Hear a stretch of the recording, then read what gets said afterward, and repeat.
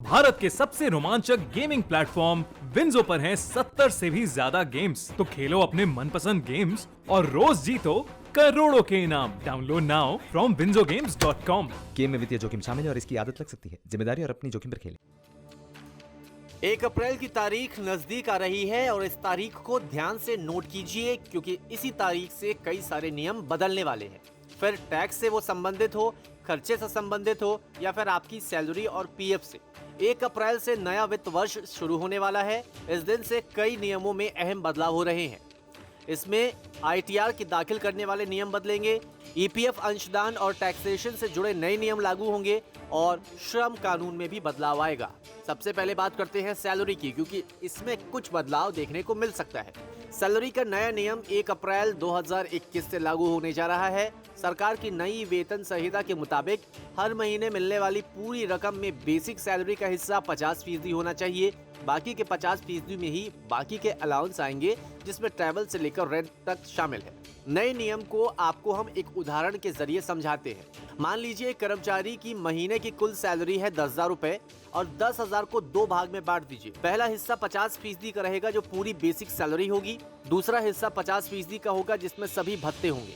10,000 जिसकी सैलरी है उसकी बेसिक कम से कम 5,000 रुपए होगी। आज ज्यादातर कंपनियों का मूल वेतन लगभग 35 से 45% का है। यहाँ पर उनके लिए बड़ा बदलाव होगा। अब पीएफ को लेकर भी एक अच्छी खबर है।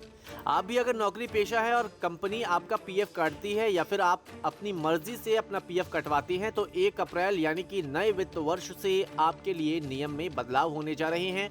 नए नियम के तहत 1 साल में 2.5 लाख रुपए से ज्यादा कंट्रीब्यूशन करने पर अब मिलने वाली ब्याज की रकम पर नॉर्मल रेट से टैक्स लिया जाएगा।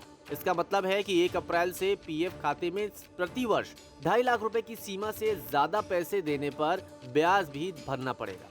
सैलरी के नए नियम से ग्रेच्युटी और पीएफ में योगदान बढ़ेगा, जिससे रिटायरमेंट के बाद मिलने वाली राशि में भी इजाफा होगा। ज्यादा सैलरी वाले कर्मचारियों के सैलरी में ज्यादा बदलाव देखने को मिलेगा और इसके चलते वो ही सबसे ज्यादा प्रभावित होगा। पीएफ और ग्रेच्युटी बढ़ने से कंपनियों की लागत में भी इजाफा देखने को मिलेगा। उन्हें कर्मचारियों के पीएफ में ज्यादा योगदान देना पड़ेगा। इनसे कंपनियों की बैलेंस शीट भी प्रभावित होगी। इसी के साथ 75 वर्ष से ज्यादा के जो लोग हैं यानी कि वरिष्ठ नागरिकों को आयकर रिटर्न दाखिल करने से छूट दी जाएगी। यह छूट उन बुजुर्गों को मिलेगी जिनके पास केवल आय के स्रोत के रूप में पेंशन और ब्याज है। आयकर रिटर्न दाखिल करने की छूट केवल उसी स्थिति में मिलेगी जब ब्याज आय उसी बैंक में आ रही हो जहां पेंशन जमा की जाती है। न्यूज़ तक ब्यूरो।